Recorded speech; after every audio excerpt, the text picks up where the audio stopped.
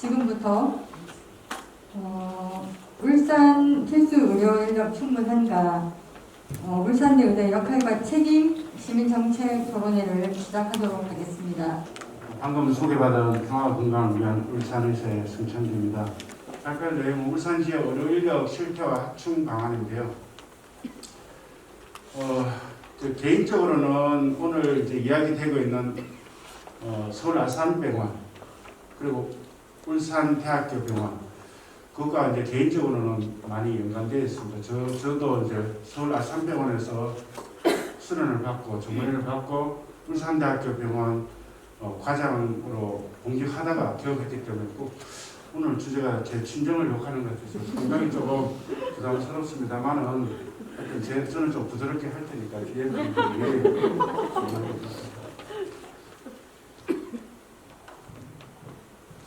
오늘 말씀드릴 내용은 의료인력 현황하고 그리고 의료인력에 대한 확충 방안에 대해서 이야기를 할 건데요. 첫 번째 확충 방안은 울산의대 지역하는 문제, 두 번째 지역의사제, 공공의대 신설 문제가 있는데 두 번째, 세 번째는 오늘의 주제와 직접적인 연관이 없기 때문에 간단하게 소개만 하고 첫 번째 이야기에 대해서 배경 설명을 하도록 하겠습니다. 왜 이런 문제가 나왔냐면 우리나라가 인구 1000명당 활동의사 비교를 해보면 OECD 평균이 3.4명 또는 3.5명 정도 되는데 우리나라는 2명입니다. 여기 한의사까지 포함해도 2.4명인데 OECD에서 최하위를 차지하고 있습니다. 그만큼 저희 우리나라 전체적으로 봐도 활동의사가 굉장히 부족하다. 이거는 앞에서 같은 내용이고요. 그러면서도 의대 졸업자 수도 굉장히 OECD 평균의 58% 정도밖에 되지 못한다. 이런 내용이고요. 의사 추이를 보면 우리나라 2001년부터 2018년까지를 보니까 건강보험 총 내원 일수가 94.7% 그러니까 2배 정도로 거의 증가됐습니다. 그런데 의사는 그 같은 기간에 한 65% 정도밖에 증가하지 못했습니다. 따라서 점점 시간이 가면 갈수록 편리한 의사와 공급의 의사가 벌어지게 되어 있습니다. OECD 기준으로 의사를 추계해보면 평균 정도만 추계해봐도 2019년 기준 활동의사 수가 한 7만 5천 명 정도가 부족하다 그런 결론이 나옵니다. 향후 전망도 그렇게 밝지 않습니다. 하나는 공급 병수의 공급을 보면 현재보다도 의사들의 노동시간은 감소되게 되어 있습니다. 제가 수련받을 때는 일주일에 근무시간이 156시간이었는데요. 요즘은 한 반으로 줄어서 법적으로 인턴 80시간으로 딱 정해져 있습니다. 그래서 노동시간은 굉장히 감소되고 있고요. 그리고 의과대학 진학으로 보면 여성 의사들 비율이 점점 증가되고 있습니다. 그 다음에 80년대 입학했던 의사들이 은퇴가 이제 본격적으로 진행되는 시기고요. 수요로 보면 문재인 캠프 추진에 의해서 급여 확대 가능성이 계속 있고 그리고 고령화의 진정, 간염병 등을 위해서 수요는 증가할 것이고 공급은 상대적으로 줄어들 것이다. 이것이 향후 전망입니다. 그래서 우리나라 의사가 수급을 맞추려고 그러면 어떻게 되느냐 그러면 현재가 의과대학 정원이 3,058명입니다. 2040년, 2050년 정도에서 어느 정도 의사가 OECD 기준으로 부족하지 않게 되려고 그러면 5,000명에서 6,000명 사이 이 정도는 돼야 된다. 5,500명 정도는 돼야 되는데 지금 3,000명 정도이기 때문에 굉장히 많이 부족한 편입니다. 우리나라 전체가 이렇게 의사 수가 부족합니다. 그 OECD 기준으로 봐도 한 60%가 채 되지 않습니다. 그런데 울산으로 돌아오면 더더욱 심각합니다. 우리나라 평균, 여기에 전국 평균이 2명인데 울산으로 보면 세종시는 뭐 생기지 얼마 안 되게 빼고도 전국 거의 최하위입니다. 전국 평균 2명도 OECD 기준으로 보면 60%밖에 안 되는데 거기서도 또 낮기 때문에 서울에 비하면 한 50% 정도밖에 되지 않습니다. 전반적 의사 수도 그렇고 전문의 수도 보면 울산이 전국 평균보다도 굉장히 많이 낮습니다. 앞으로는 어떻게 될 것이냐. 앞으로 전망도 봐도 전공의라는 것이 이제 전문의가 되기 위한 과정이잖아요. 전공의도 보면 전국 평균의 한 50%밖에 되지 않습니다. 앞으로도 전망은 좋지 못하다, 울산은. 그런데 예상되는 울산 공공의료 인력을 보면 산재병원이 생길 것이고 울산의료원이 생길 겁니다. 산재병원은 2025년, 울산은 2028년 개원 예정인데 300병상, 500병상인데 거기에 따라서 의사수가 산재병원 전문의 54명, 간호인력 228명, 울산의료원 전문의 109명, 간호인력 506명. 지금도 부족한데 이것이 생겼을 때는 아주 굉장히 힘들어질 것 같다. 그런 것이 지금 예상입니다. 간호사 수는 어떤가 보면 사실은 간호사 수는 우리나라가 OECD 평균보다 많습니다.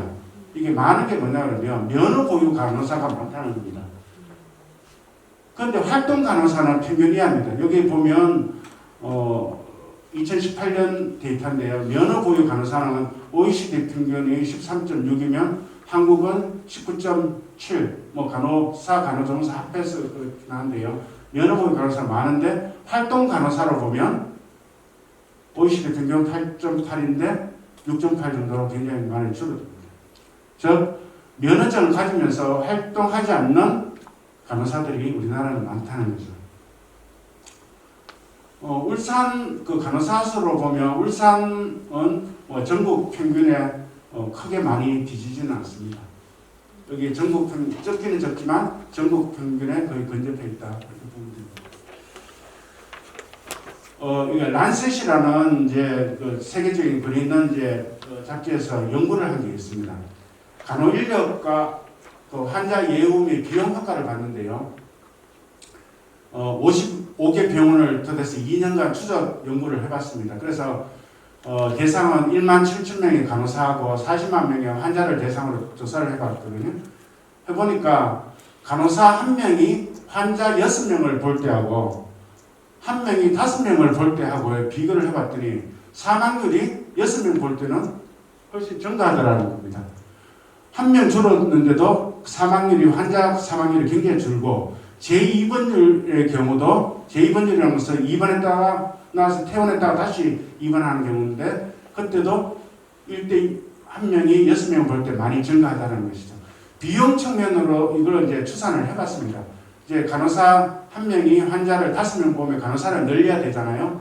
그때 드는 비용이 한 290억 정도가 더 느는데 사망이 늘고 제2번이 늘므로 그리고 입원 기간의 감소가 훨씬 줄어들므로 인해서 들어가는 사회적 비용이 580억이나 지출되더라는 거죠. 그러니까 경제적으로 봐도 간호사를 늘리는 것이 굉장히 유리하다 이런 결론이 나왔습니다. 그래서 간호 인력은 앞에서도 봤듯이 면허 간호사 숫자는 적지 않은데 활동 간호사가 적다. 그것은 여러 가지 게 있는데 근무 조건이 굉장히 안 좋다는 거죠. 너무 힘들기 때문에 우리가 그 미국 드라마 같은 보면 50대, 60대 할머니 간호사들이 굉장히 많이 활동합니다. 그런데 우리나라는 간호사 그러면 굉장히 20대, 30대만 돼도 굉장히 나이가 들어 보이는. 그러니까 견디기가 굉장히 힘든 근무 조건이라는 거죠. 그래서 간호인력 확충 강화는 숫자를 늘리는 것이 아니라 간호사 적정 근무 조건을 만들어 나가야 된다. 그리고 이제 뭐 간호사 이직을 방지하기 위한 그 대책, 뭐 얼마 전에 뭐 언론에서도 뭐 간호사 퇴원 문화라든지 그런 게 있는데 그런 것도 이제 좀 하고 그 다음에 유효 간호사가 재취업하도록 돕는 정책도 필요하다. 뭐 그렇게 말씀드리고요. 본격적으로 울산 지역 이제 의사 수급 방안에 대해서 말씀드리겠습니다. 근데 의사 수급의 특징이 있습니다. 의사는 필요하다 그래서 마음대로 만들 수 있는 것이 아니거든요. 그래서 지금부터 준비해야 되는 이유인데 하나는 수요와 공급에 따른 생산이 불가능하다는 것이고 수련 기간이 그 대학 졸업하면 6년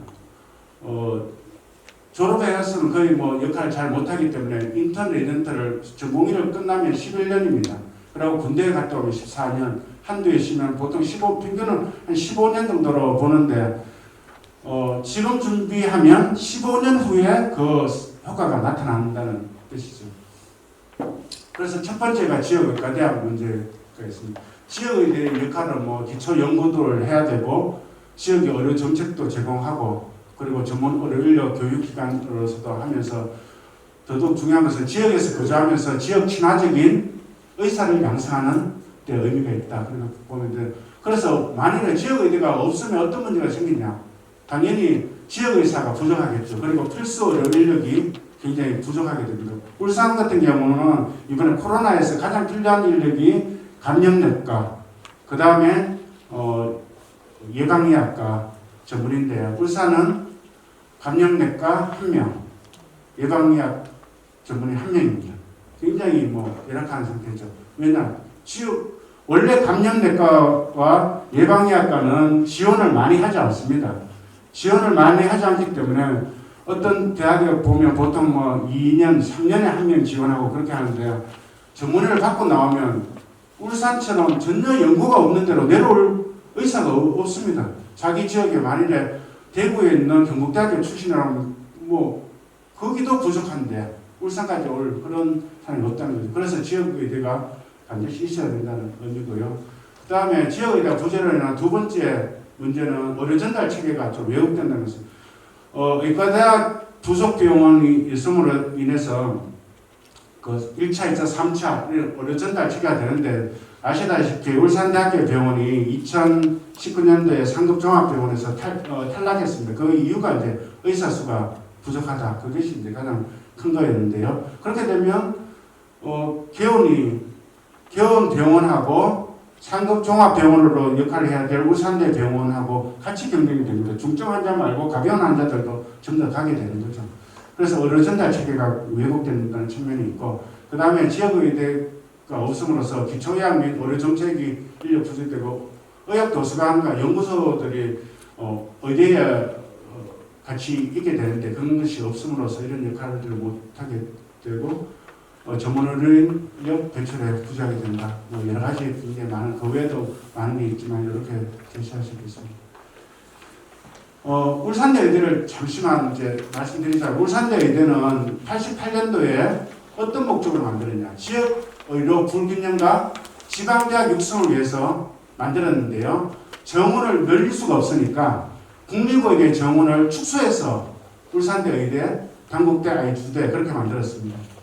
그때 축소된 대학교가 경북대, 부산대, 전남대 정원을 70명을 축소해서 이제 지방에 필요하다 만들었고요. 울산의대는 95년도에 40명으로 정원됐습니다. 그리고 그 다음에 아산사회복지단 서울중앙병원, 지금은 서울 아산병원이라고 만들어서 여기서 의과대학 교육이 실시됐고요. 2011년부터는 여태까지는 이전까지는 예과 2학년까지 울산에 있었는데 2011년부터는 예과 1학년을 제외해서 모든 학년이 서울에서 실시하고 있습니다. 의과대학은 있었는데 의과대학 부속병원은 없는, 그리고 아산병원은 협력병원, 교육병원으로서 역할을 했기 때문에 계속 이제 법적으로 부속병원을 만들어야 되기 때문에 결국 2017년도에 울산대학교 부속병원을 지금 있는 울산대학교 병원으로 지정하고 서울 아산병원하고 서울 강릉 아산병원을 교육병원으로 운영하게 됩니다. 그런데 계속적으로 아산병원 같은 경우는 공격을 받잖아요. 의과대학은 그쪽에 있는데 왜 부속병원은 그쪽을 안 만들냐? 그게 이제 회계 문제 때문에 그런데요. 보면 작년에 서울 아산병원이 경영학자가 한 법인세 내기 전에 한 2천억 정도 그렇게 되고요. 울산대학교 병원은 2019년도는 뭐 한 200억 가까이 적자를 받고 작년에 한 100억 정도 흑자를 됐는데요. 원래 의과대학이 있으면 부속병원이 있으면 부속병원에서 벌어들이는 수익 같은 경우는 학교 법인으로 환원되게 되어 있습니다. 뭐 어떤 데 80%까지 내도록 되어 있는데 아산병원 입장에서는 아산병원을 2천억 정도의 흑자를 보는 병원이 의과대학 부속병원이 되면 그 수익이 학교 법인으로 들어와야 되는 그런 부분이 있습니다. 아마 그에 대한 고려를 하지 않았나 그런 생각이 들고요. 그런데 의과대학 부속 병원에서는 협력병원으로는 수익이 넘어갈 수가 있어요. 그런데 협력병원에서는 돈이 부속병원이라 지원을 하지 않아요. 법적으로 필요가 없습니다. 그런데 부속병원하고 협력병원은 어떻게 되냐 그러면 국가에서 지원을 받아요. 사학연금이라든지 의료보험 퇴직적립금을 국가에서 지원을 받는데요. 아산병원이 협력병원, 교육병원이 됨으로써 울산대병원, 울산대학교 부속병원과 국가에서 받은 돈이 한 30년간 따지보면 한 1,000억 가까이 됩니다. 굉장히 많은 돈을 그쪽으로 이제 받아들인 거죠.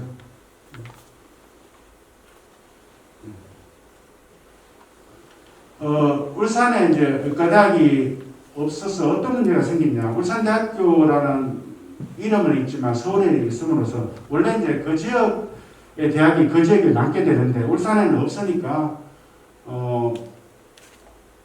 울산대학교 졸업생 중에서 울산에 이제 개업을 하거나 봉직하는 비율은 한 7% 정도밖에 되지 않습니다.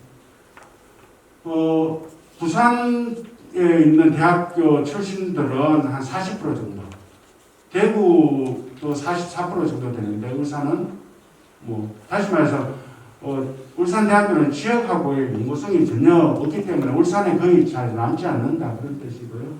여기 보면 울산대학교 출신들이 울산에 있는 10%, 수도권으로 가는 게 60몇 %, 비수도권에 20몇 % 그렇게 합니다. 부산, 대구는 그에 비해서 훨씬 자기 소재지에 남는 비율이 높습니다. 그래서 지역에 그런데 원래가 이제 그 전에 권고사항이 지역 출신을 30%를 뽑도록 되어 있고요. 문재인 정부 들어서 2021년 올해부터는 의무적으로 그동안 권고사항이었고 의무적으로 30% 이상을 뽑도록 하겠다고 했는데 아직도 의무 조항이 안 됐기 때문에 지금 고신대 26.3%, 동아대는 지역인재 출신은 81.6%, 부산대 36% 이렇게 뽑는데 울산대는 달랑 10%만 뽑습니다.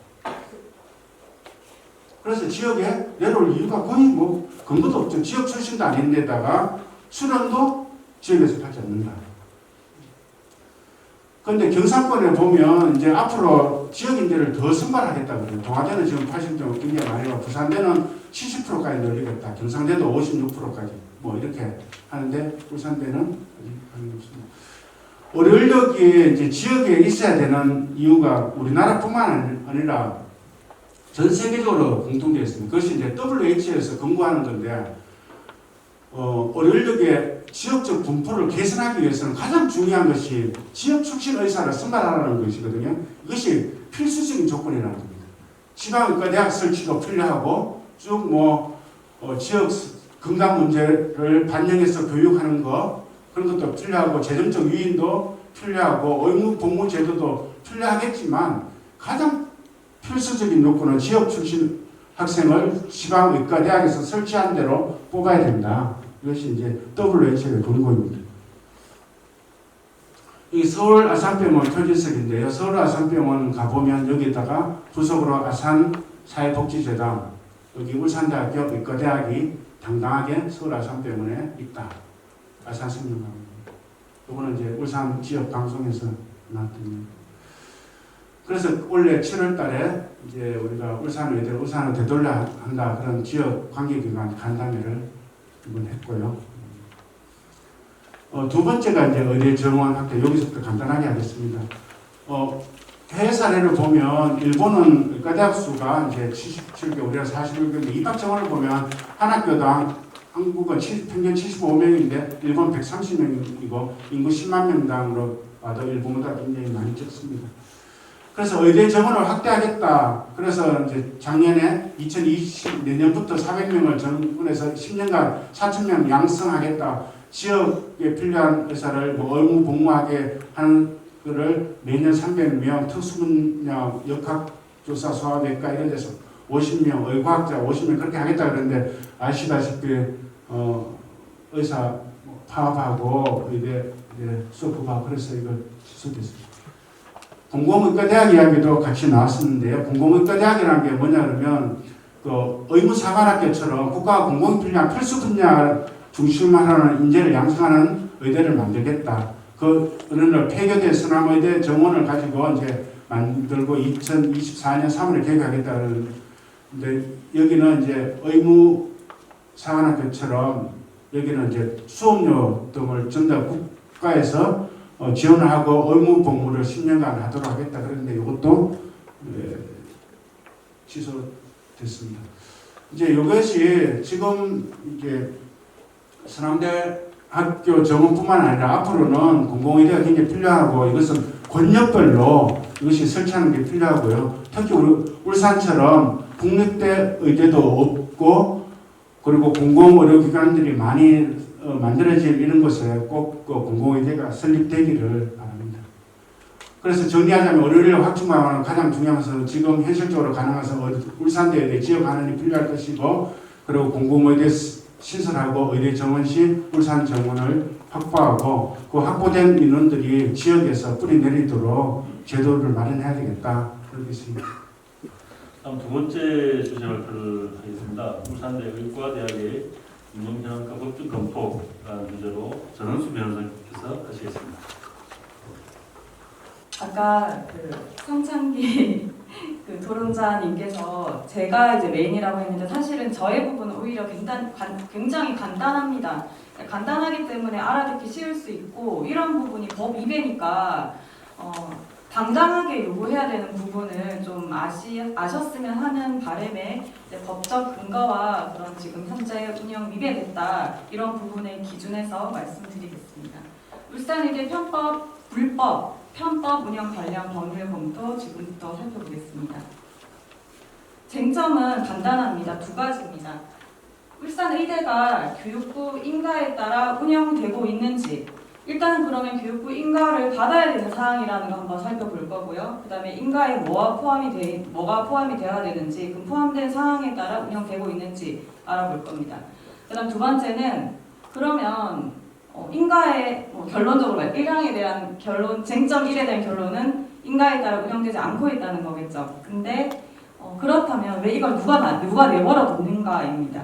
울산의대를 평가 인증하여 온 기관이 있습니다. 한국의학교육평가원인데 평가 절차에 있어서 문제가 있지 않은가. 제가 이 절차에 있어서 제대로 자료를 받은 바는 없어서 제대로 파악해서 검토를 한 건 아닌데 이거는 누가 봐도 문제가 있는 사항을 평가하고 인증하지 않았다라고 볼 수 있어서 이 부분은 하자가 분명히 있을 것이다 라고 보입니다. 일단은 첫 번째입니다. 그러면 울산의대가 교육부 인가에 따라 운영되고 있는지 살펴보기 위해서는 첫 번째, 울산의대 설립 시에 교육부 장관의 인가를 받게 되어 있습니다. 그런 부분. 그리고 두 번째는 이 인가에 따라서 교사, 쉽게 말해서 교사는 교육시설을 말합니다. 교육시설을 확보해서 운영되고 있는지. 그 다음에 세 번째는 인가에 포함되어 있는 수익용 기본 재산이 있는데 이 부분을 제대로 확보해서 운영하고 있는지 이 부분을 보겠습니다. 우리 고등교육법에 보면 학교를 설립하려는 자는 시설, 설비 등 대통령령으로 정하는 설립 기준 갖추도록 하고 있고 2항에도 교육부 장관의 인가를 받아야 하고 그 다음에 중요사항 변경하려는 경우에는 변경 인가를 받아야 됩니다. 어쨌든 굉장히 인가 계속 나옵니다. 이 대통령령은 고등교육법 시행령인데 제2조에서 고등교육법 제4조 1항의 규정에 의거해서 이런 학교의 설립 기준에 관한 사항은 따로 또 대통령령에 정한다고 하고 있어요. 그럼 이 대통령령이 뭐냐? 그 밑에 나오는 대학 설립 운영 규정입니다. 다시 돌아가서 고등교육법 시행령 2항을 보면 법에 따라서 인가 받을 때는 어떻게 하면서 이런 내용 포함되어야 합니다 라고 하면서 7호에 실험, 실습, 설비 등 내부 시설 그 다음에 8호에 교사의 평면도, 교육시설의 평면도 교육시설이 있어야 되니까 평면도가 포함되겠죠. 이런 부분들이 인가에 포함되어야 한다라는 겁니다. 그 다음 이제 또 다른 위임사항인 대학 설립 운영 규정을 보면 대학을 설립하고자 하는 자는 교육부 장관에게 인가를 받아야 한다라는 내용입니다. 인가를 받아야 됩니다. 이런 법적인 부분에 있어서. 그런데 이 울산의대 역시 그러면 교육시설, 교사, 교원, 그다음에 수익용 기본재산의 확보 등 해당 기준에 맞춰서 설립인가를 받게 되어 있고, 그럼 설립인가 받았으면 그 받은 대로 교사 등을 확보해서 운영하여야겠죠. 그런데 울산의대는 특히나 눈에 띄게 보이는 것은 설립인가 시에 확보하기로 한 교사를 확보하지 않고, 그러면 만약 확보하지 못했는데 우리가 변경해야 될 필요성이 있다. 그러면 변경인가를 받으면 되는데 변경인가도 받지 않고 그냥 서울 소재 서울 아산병원 부지 내의 교육장에서 대부분의 교육을 하고 있다는 것입니다. 사립학교법에 따라 보면 제5조에는 학교 법인은 시설 설비와 경영에 필요한 재산을 갖추어야 한다고 하고 있고, 같은 동조 2항에는 이것도 역시 대통령령으로 정한다고 하고 있습니다. 이 대통령령은 대학 설립 운영 규정입니다. 대학 설립 운영 규정 제2조의 1항의 1호를 보면 인가받을 때 이거 포함해서 신청해야 합니다 라고 되어 있는데, 그게 바로 교사, 제4조에 따른 교사입니다. 이 교사는 운영 규정의 4조에 나와 있는데 보겠습니다. 제4조 교사는 별표 2의 구분에 따른다. 그건 뒷장에서 볼 거고요. 2항에 보면 일단은 교사는 뭐냐면 이런 기준에 맞춰라. 세 가지입니다. 교육 기본 시설, 그 다음 지원 시설 및 연구 시설, 그 다음 부속 시설입니다. 이 세 가지는 갖추도록 되어 있습니다. 근데 그 중에 부속 시설에 보면 밑에 보면 다만 돼 있죠. 의학 계열이 있는 대학은 부속 병원을 직접 갖추거나 그 기준을 충족하는 병원에 위탁해서 실습하도록 하고 있습니다. 그러니까 의대는 무조건 실습하기 위한 부속 병원이나 위탁 병원을 꼭 마련하도록 되어 있는 거죠. 근데 이건 뭐냐? 실습을 위한 겁니다. 아까 보기로 했던 별표 2, 교사의 기준을 조금 더 세분해서 별표 2에 명확하게 규정되어 있습니다. 교육기본시설, 아까 갖춰야 될 세 가지 중에 교육기본시설은 강의실, 실험실, 습실, 교수, 연구실, 행정실, 도서관, 학생회관, 체육관, 아주 대학에서 기본적으로 교육을 하기 위해 필요한 부분이죠. 갖추도록 하고 있고요. 그다음에 지원시설은 강당, 실습공장, 학생 기숙사 등, 연구시설은 연구소, 그다음에 부속시설은 제가 조금 줄여놨는데 의대의 경우에는 부속 병원을 두도록 하고 있습니다. 그럼 즉 울산 의대의 경우에도 이런 것들을 갖추어야 된다는 거죠. 그리고 우리 이거 갖추겠다라고 인가를 받았으면 그대로 갖춰야 된다는 겁니다. 의대의 경우에는 기본적인 교육은 교육 기본 시설에서, 그리고 실습 교육은 부속 병원 또는 부속 병원의 기준을 충족하는 병원의 위탁, 협력 병원이라고 하겠습니다. 부속 병원 또는 협력 기준에서 진행하도록 되어 있습니다. 근데 울산의대의 경우에는 부속 병원으로 울산대학교 병원을 운영하고 있죠. 늦었지만 운영하고 있고, 협력 병원으로는 서울 아산병원과 강릉 아산병원 이렇게 운영하도록 되어 있습니다. 부속 병원 하나, 협력 병원 두 개. 그러면 꽤 잘 하고 있는 거 아니냐? 부속 병원도 갖추었고 협력 병원도 갖추었지 않느냐 할 수 있습니다. 그런데 울산의대는 설립 인가 시에 우리 울산 내에 어떤 이만큼의 교육시설 확보하겠습니다 라고 울산 내에 확보하기로 하는 교사를 확보하지 않은 채 협력병원 중에도 서울에 소재한 서울 아산병원이 부지 내에 교육연구관을 개관해서 그것을 학습장으로, 아까 교육기본시설로 이용하고 있다는 말입니다. 근데 이 교육기관에서는 1학년 50%의 이론 이상, 그 다음에 2학년, 3학년, 4학년 전부의 이론을 이 서울에 있는 교육연구관에서 실시하고 있는 것입니다. 그래서 울산의대가 교육연구관을 처음 설립 인가 시부터 우리는 서울 아산병원 내에 있는 부지를 이용해서 교육연구관을 만든 다음에 그거에 대해서 학습하겠어요 라고 인가를 받지 않았다면, 이 교육연구관에서 대부분의 기본 이론 교육을 진행하는 것은 인가받은 대로 운영하지 않은 것이다. 인가의 기준을 위배한 것이다 라는 겁니다. 그리고 실습 교육의 경우에도 근데 다만 실습 교육에서는 부속병원에서 90%를 하라 이런 규정은 없습니다. 하지만 그렇다 하더라도 부속병원으로 울산대학교 병원이 있음에도 실습 교육이 약 5% 정도만 이루어지고 있고 95%의 실습은 전부 서울 아산병원에서 이루어지고 있습니다. 네, 그렇게 본다면 울산의대는 대부분의 교육과정을 첫 번째, 서울 아산병원 부진의 교육감, 두 번째, 서울 아산병원 여기서 운영한다는 것입니다. 그래서 이것은 인가받지 않은 교사에서의 교육이다. 그래서 울산 소재의 교육용 기본시설 등을 교사를 갖추어서 교육과정 운영하겠다는 우리 설립 인가의 기준에 위배된다라고 볼 수 있을 것 같습니다. 그러면 아까 우리 교육시설 부분에 대해서만 전 봤거든요. 지금 이제 수익용 기본재산입니다. 대학 설립 운영 규정의 제7조에 보면 수익용 기본 재산을 하도록 되어 있습니다. 학교 법인은 수익용 기본 재산을 확보하되 일정 금액 이상 확보해야 된다라고 나와 있습니다. 그리고 8조에 보면 아까 앞서 성창기 토론자님께서 말씀해 주셨듯이 학교 법인은 매년 수익용 기본 재산에서 생긴 소득의 100분의 80 이상에 해당하는 가액을 대학 운영에 필요한 경비로 충당하여야 한다라고 되어 있습니다. 즉 인가받을 때 수익용 기본 재산을 뭘로 설정하는가는 굉장히 그 대학이 발전하는 데 중요할 것입니다. 그런데 울산의대의 수익용 기본 재산은 부속병원 울산대학병원으로 되어 있는 것으로 알고 있는데 그러면 울산대학병원에서 생긴 소득의 80%는 대학 운영 경비로 충당되어야 되겠죠.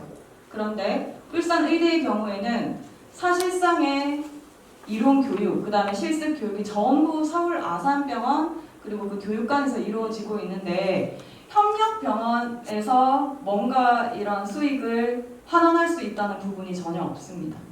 그래서 협력병원일 뿐이어서 이 운영 수익이 울산의대로 전혀 환원되지 못하고 있습니다. 그러면 울산의대 발전에도 기여하지 못하면서 수익은 그대로 서울 아산병원이 가져가게 되어 있습니다.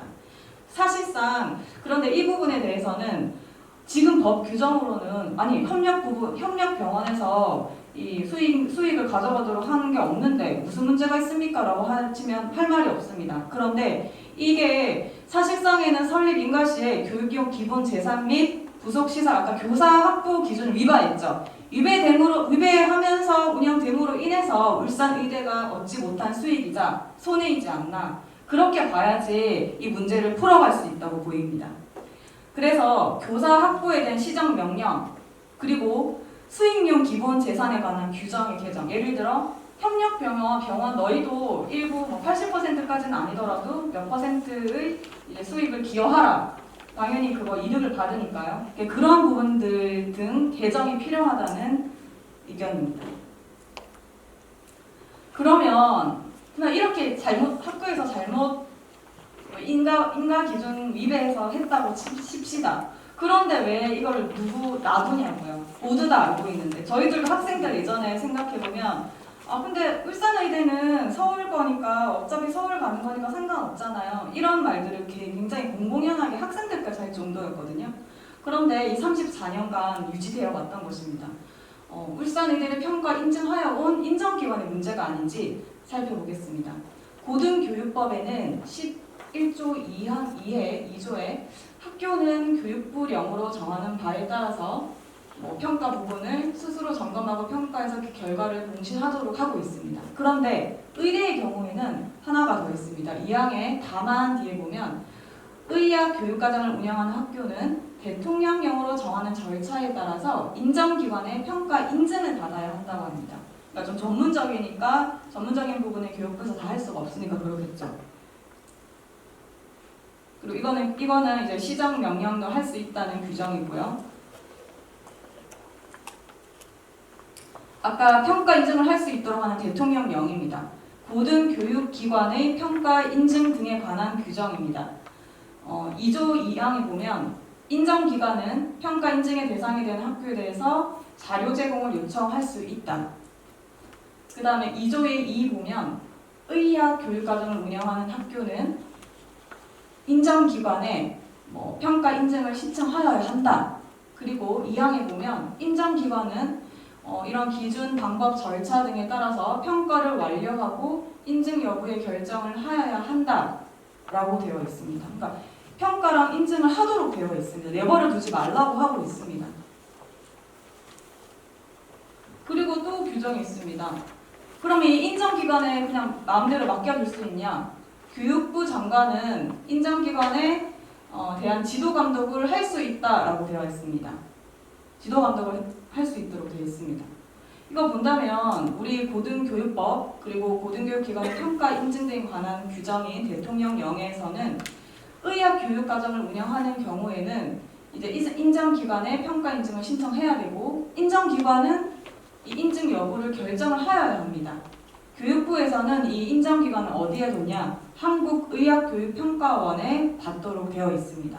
그런데 이 한국의학교육평가원에서는 그러면 울산의대가 설립인가 또는 변경인가 뭐 이런 법 기준에 위반되지 않게 잘 운영되고 있는지 확인하고 평가하고 인증을 해야 될 의무가 있는 것입니다. 의무가 있습니다. 그런데 이거는 제대로 된 평가를 하지 않고 이제 마치 관련 법령에 전혀 위배됨이 없이 정상적으로 운영되는 것처럼 인증을 하여 온 것으로 보입니다.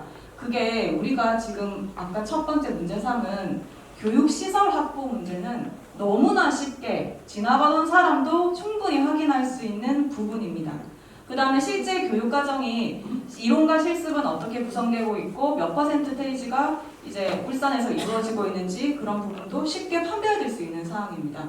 즉 한국의학교육평가원에서는 제대로 평가 인증을 하지 않았다라고 보입니다. 그래서 어떤 평가 절차 거쳤는지, 평가 시 어떠한 자료를 누구로부터 제출받아 평가하였는지, 서울아산병원으로부터 받아서 한 건지, 울산의대에서 받아서 한 건지 뭐 이런 것들을 살펴본다면 정확히 업무를 해태한 사항이 있는지 없는지 확인할 수 있을 것으로 보입니다. 그리고 만약에 이제 평가원에서 여기 문제가 있는데요 이미 말했다면 교육부에서는 시정명령을 내릴 수 있었을 것이고 그리고 이 시정명령을 위반한 경우에는 울산의대 설립자 또는 경영자에게도 형사처벌을 받도록 법적 조치할 수 있었던 사항입니다. 그런데 평가기관에서만 잘못된 것인지 아니면 평가기관의 지도감독을 제대로 하지 않은 교육부에서 문제가 있었던 것인지 전부 다 이루어지지 않았고 시정명령 또한 제대로 이루어지지 않았던 것입니다. 그래서 교육부는 이제 인정기관인 한국의학교육평가원이 이제 제대로 평가 인증할 수 있도록 하거나 아니면 새로운 인정기관을 지정해서 이 인정기관 지정 절차도 있거든요. 인정기관을 지정해서 울산의대가 불법 또는 편법으로 운영되지 않도록 하여야 할 것입니다. 마지막으로 말씀드리자면 일단은 울산의대는 설립 인가시의 그런 기준에 부합하는 교육시설을 전혀 확보하지 못한 채 협력병원과 협력병원 부진의 교육관을 만들어서 대부분의 교육과정을 운영하여 왔다. 이런 문제. 그 다음에 설립인가 기준을 위배해서 불법 편법으로 운영되어 왔으면서도 지속적으로 평가 인증을 받아왔는데 그 밖에도 이런 수익용 재산의 확보나 또는 여기서는 다루지 않았지만 교원 확보 문제도 좀 따라 나올 수 있습니다. 그래 교원 확보 문제도 좀 확인해야 할 상황입니다. 조금 덧붙이자면 저희 아까 규정의 법 보면 교육부가 이 평가 기관을 지도 감독할 수 있다라고 되어 있는데 이 지도 감독할 수 있다라고 해야 될 것인지 해야 된다고 될 것인지 사실 그거는 굉장히 큰 차이인데 당연히 이 평가 기관에 맡겼으면 그 기관을 지도 감독해야 된다라고 하는 것 해야 되지 않을지 그래야지 교육부가 의무를 해태하지 않고 평가 기관도 다독일 수 있고 평가 기관 역시 제대로 평가를 할 수 있지 않을까 생각이 듭니다. 하루빨리 교육부는 울산의대 운영이 조속히 정상화하는 방향으로 조치를 취해서 지방의대가 설립 취지에 맞게 역할을 다할 수 있도록 하여야 할 것이다 라는 것입니다. 네. 감사합니다. 네, 고맙습니다. 그렇지. 이런 문제를 개선하기 위해서 이제 국회와 그리고 우리 울산시가 무엇을 해야 되는지 잘 설명을 해주셨습니다. 다음으로 이제 지정 토론을 바로 이어가도록 하겠습니다. 먼저 울산대 의대 환원을 바란다는 주제로요. 울산 대학교 병원분의 의대 환원 추진 집행위원장이신 이장무 위원장께서 토론을 해주시겠습니다. 예, 반갑습니다. 저는 울산대학교 병원 분회에 울산의대 환원 추진위 집행위원장을 맡고 있습니다. 울산대학교 병원 노동조합에서 그냥 환원 운동을 하면 될 텐데 왜 별도로 또 추진위를 구성했느냐 이런 의문이 또 있을 것 같아서 좀 설명드리면 울산대학교 병원은 정확하게 울산공업학원재단 소속입니다. 그래서 울산대학교에 소속되어 있고요. 그런데 아산병원은 아산재단에 소속되어 있습니다. 재단이 엄연히 다릅니다. 다름에도 불구하고 이게 지배구조상 공업학원재단의 이사장이 전에 정몽준 이사장이었고 지금 아산재단의 이사장이 또 정몽준 이사장입니다.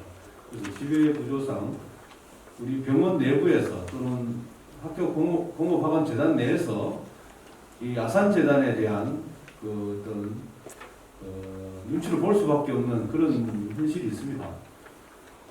그래서 이 환원 문제를 얘기하는 것 자체가 굉장히 이제 재단 내에서는 아마 반역이 될 수 있습니다. 반역이. 그래서 이 얘기를 할 수 있는 데가 노동조합밖에 없고 노동조합이 추진위원회를 구성한 것은 노동조합은 이 울산의대에 대한 환원에 대한 의지가 분명하다.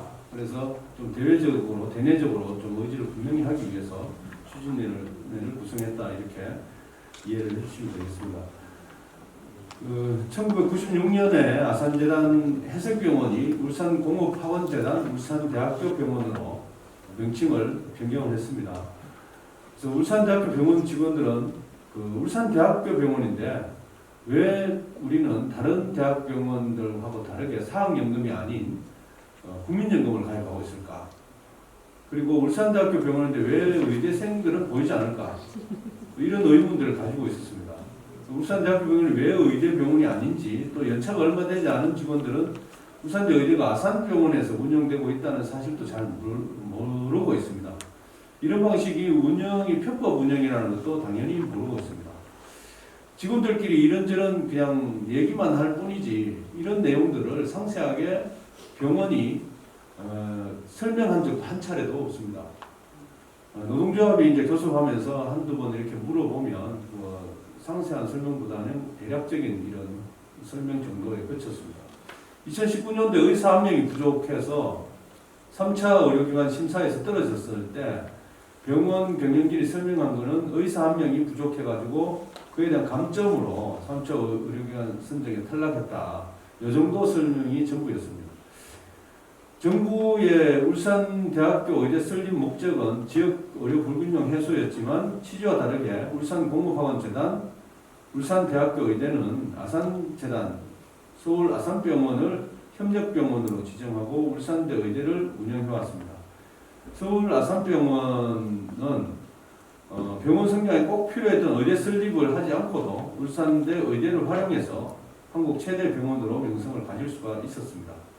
아산병원 30년사에서도 밝혔듯이 서울 아산병원은 울산대학교 의대와 협력관계 협약을 맺음으로써 발전할 수 있었다. 이렇게 명시를 하고 있습니다.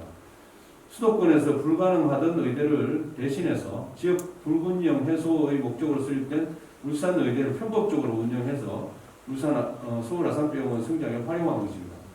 그러므로 울산 지역의 의료 불균형 문제는 수십 년간 해소되지 않고 울산 지역의 시민들은 상대적으로 피해를 보고 있습니다. 결국 울산대학교 의대는 의료의 지역 균형 발전이나 국가적 설립 목적하고는 완전히 배치되는 결과를 만들고 있습니다. 울산대학교 병원은 이름만 있지 의대병원으로서 실질적 기능과 역할을 서울 아산병원으로 가져가는 바람에 늘 인력 부족, 의료 인력 부족에 시달리면서 병원 발전의 한계를 드러내고 있습니다. 이제는 수십 년간의 편법 운영을 바로잡아서 울산대 의대를 울산으로 환원해야 된다고 주장을 합니다. 뒤에 네모칸이 있는 걸 보면 울산의대 소개 홈페이지에 있는 소개글입니다. 여기에 보면 울산대학교 의대는 문제 해결 중심의 학습방 번호 학습 진행. 울산대학교 의과대학은 뭐 협력병원으로서 현대그룹 창업자 정주영 대표 있고, 뭐 서울 아산병원은 우수한 교수진과 막대한 시설 재원을 바탕으로서 뭐 세계 최고의 의과대학이다, 명문대학이다 이렇게 설명을 하고 있고, 아산병원 30년 사이에 보면 의과대학 개교 라고 이렇게 딱 한 대목이 이렇게 나옵니다. 아산병원 30년사인데 의과대학 개교. 우리 개교는 그 울산 공업학원재단에서 했는데 아산병원에서 개교를 했다고 주장을 하고 있는데요. 보면 중간쯤에 보면 1989년 서울 아산병원 설립을 구상하던 아산재단 의료자문위원회는 병원의 발전을 위해 연구소와 의과대학이 꼭 있어야 된다고 의견을 모았다. 당시 수도권 인구의 과밀과 억제 정책에 따라 서울과 경인 지방에는 대학을 설립할 수 없었다.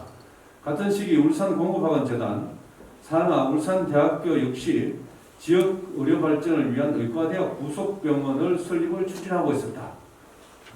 이게 절대 우연일 수가 없습니다. 이렇게 하여튼 기록을 하고 있습니다. 그래서 공공운수노조 의료연대 본부 울산대학교 병원 분회는 울산대학교 의대 울산환원 추진위원회를 구성하였습니다. 울산대학교 의대 환원 추진위원회는 울산대학교 병원 1,800 교합원을 대상으로 울대 의대 편법 운영과 울대 의대 환원의 필요성에 대해서 조합원 교육을 지금 진행을 하고 있습니다. 그래서 추진위는 울산 지역 의대 환원 운동에 함께하면서 전 직원 서명 운동을 거쳐서 직원들의 입장을 발표하고 지역 서명 운동을 확장해 나갈 예정입니다.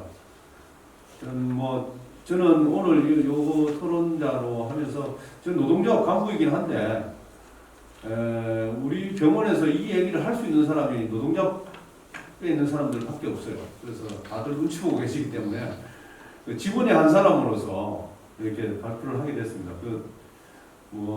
이게 노동조합의 입장이라고 공식 입장이라고 하면 제 마음 같아서는 의대 편법으로 운영한 거 국가에 반납하고 공공 의대를 새로 만들든지 울산의 그 국립대에다가 하든지 이렇게 해라 이렇게 하는 게 마땅할 것 같은데 그래도 제 직장이라서 그렇게 말을 못하고 요 정도에서 발표를 하게 됐습니다. 이해해 주시기 부탁드리겠습니다. 예, 오늘 이렇게 많은 분들이 늦게까지 그 자리를 보통 되면 사진 찍고 다 빠지는데 끝까지 나오고 있어 주셔서 상당히 고맙게 생각을 합니다. 우리 건강연대에서 어쨌든 그 두 가지 울산의 공공의료 인프라 그 껍데기를 일단 확충하는 부분과 실제로 소프트웨어라고 할 수 있는 이 인력들을 고급 인력 내지는 우리가 지역에서 필요한 인력들을 잘 수급할 수 있는 방안 두 가지를 같이 해야 된다고 이야기를 하고 있는데 그게 여러 가지 방법이 있겠지만 어쨌든 간에 산재병원과 그 의료원, 시립의료원이 같이 이제 어느 정도 추진 단계가 지금 8, 9, 9분이 넘어가고 있는데 핵심적인 부분들이 이제 그 인력 부분들이 잘 풀리지 않고 이 부분들은 특히나 작년에 우리 봤다시피 의료계 내부에서 저항이 상당히 크기 때문에 쉽지 않은 문제인 것 같습니다. 전문수 변호사님 되게 이제 자세하게 설명을 해주셨는데 제가 보기에는 그런 것 같습니다. 이제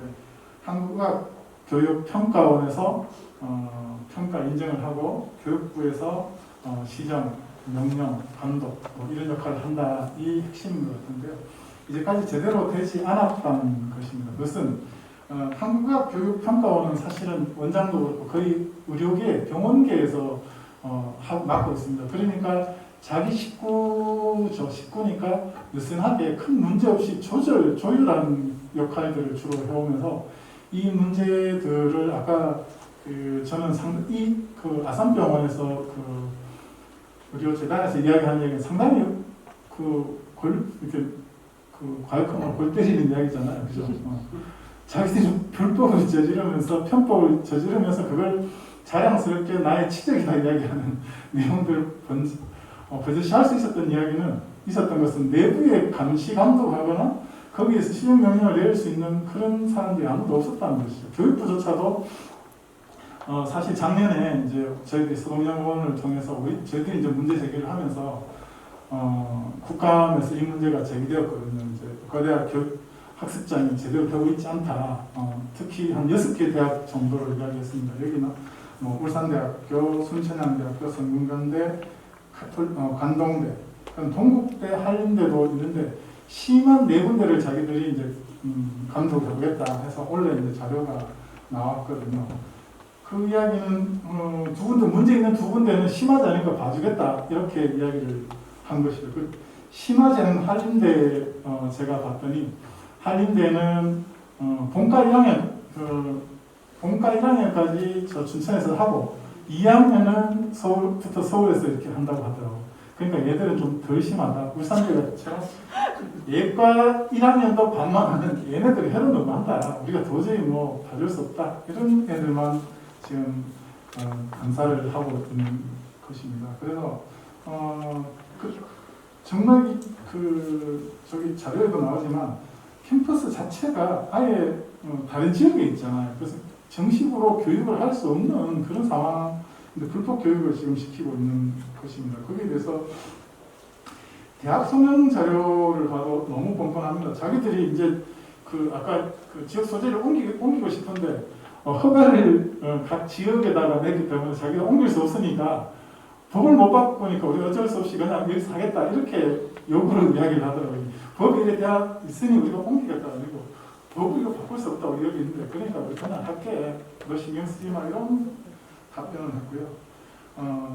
그리고 핵심적인 부분은 그겁니다. 그 옆에 있는 실습은 협력병원에서 할 수 있다. 요 항목을 갖고 모든 게 불법이 아니다 이렇게 이야기를 하거든요. 사실은 뭐 여기 의료계에 종사하시는 분들은 있지만 교육과 실습이 약간 애매한 부분이 있습니다. 어디까지 실습을 할 것인가 그 부분이 있어서 그 편법으로 다 빠져나가 버리는 것 같습니다. 그래서 아까 말씀을 하셨다시피 교육의 몇 프로는 부속병원에서 해야 한다든지 아니면 교육과 실습의 그 내용들을 명확하게 할 필요가 있다.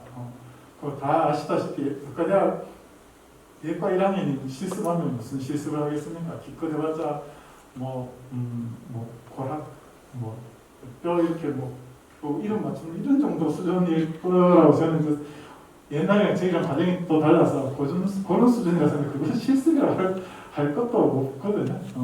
그래서 이 법 규정을 명확하게 해야 되고 또 하나는 법 개정 이야기할 때 할 수 있다를 해야 된다로 좀 바꿔주면 저는 정말 이렇게 지금처럼 대놓고 불법을 편법이라고 우기면서 하는 일은 좀 없어지지 않을까. 울산에 의과대학이 없으면 어떤 문제가 생기느냐. 아까 우리 성창기 발제자님도 보셨다시피 다른 지역 같은 경우에는 지역에 이제 교수님들이 있고 연구자들도 있고 뭐 다 이렇게 있으니까 그 지역을 어떻게 할 것인가 자기들이 고민을 하게 된다는 거예요. 그런데 의과대학이 서울에 있으니까 이 사람들은 지역에 대한 고민이 전혀 없습니다. 그러니까 이제 울산대 의대가 산업종합병원에서 떨어지든 말든 전혀 관심이 없습니다.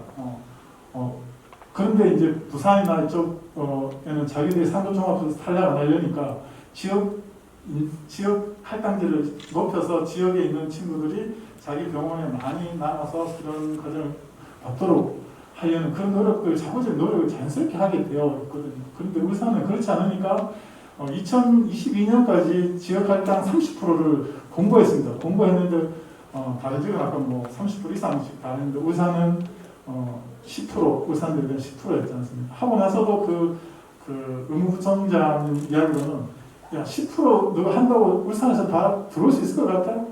너는 실력이 안 됐어. 들어올 수도 없어. 뭐 이런 이상한 이야기를 막 하면서 망발을 하는데 그 사람도 울산을 전혀 모르기 때문에 지역에 대해서 무시하는 사람들 함부로 하는 거고요. 그래서 내년부터는 23년부터는 지역 할당제를 40%까지 하기 이제 의무화한다고 이야기를 하거든요. 이 부분도 좀 지켜볼 필요가 있을 것 같아요. 쟤네들이 어떻게 할지. 아마 또 무슨 저는 잘 모르겠지만 핑계를 대면서 지역 할당을 안 할 가능성이 상당히 있다. 지금까지 방식을 봐서는 그런 생각이 듭니다. 그래서 지역에 이제 이 의과대학이 지역에 있지 못함으로써 89년도에 전국민 의료보험을 하면서 이제 병원이 생겨야 되고 그 전에는 민간 병원이 지역마다 다 큰 병원이 없었으니까 그 지역에 큰 병원을 세우면서 지역 균형 발전을 위해서 뼈다귀를 했는데 그걸 이제 잽싸게 우리가 잘 아는 아산병원, 삼성병원이 옛날부터 있었던 병원으로 아는데 그렇지 않습니다. 89년 전국민 의료보험을 하면서 그 의료 재벌들이 그때 이제 시장으로 들어오게 됩니다. 시장으로 들어오면서 그들이 이제 돈이 되니까 재벌들이 병원 사업을 하고 그다음에 물가작을 편법으로 이렇게 자기들이 가져가는 거죠. 그런 과정들이 있다는 것을 본다면 이 속내가 권력들이 왜 제대로 감독을 안 했느냐. 재벌과 권력과의 관계들도 우리가 대충 유추할 수 있는 거예요. 그들이 로비를 어떻게 하는가. 심지어 이 문제를 작년에 저희들이 언론에 제보하자마자 바로 그 모 의원실에서 이렇게 다른 병원에서 로비가 들어와서 자기 상당히 힘든 이야기 다 할 만큼 재벌들의 힘이 강한 우리나라에서 이 문제는 쉽지 않을 것이고, 그래서 이 개인 몇 명이 할 수 있는 부분에 지역 전체가 이 문제를 같이 풀어야 되고, 또 그래야 울산 지역이 지금 지역 소멸 이런 이야기까지 나올 정도로 울산의 미래를 위해서는 지역에서 이 문제를 강력하게 앞으로 같이 해야 될 필요가 있다. 저는 그렇게 생각합니다.